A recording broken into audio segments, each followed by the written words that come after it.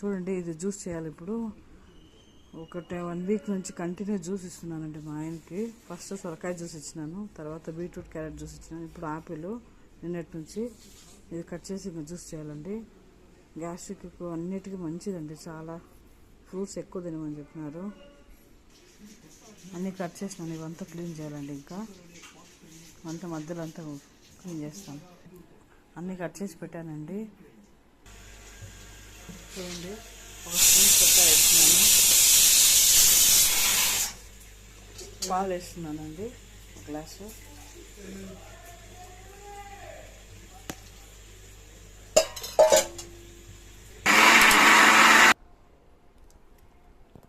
చూడండి, Apple juice ready అయిపోయింది.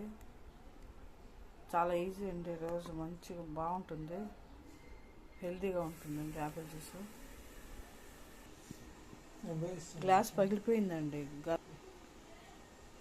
Juice అది బాగుండిందండి. డీమార్ట్ పోతే తెచ్చుకోవాలన్నమాట, అందుకే ఈ గ్లాసులో వేసినాను.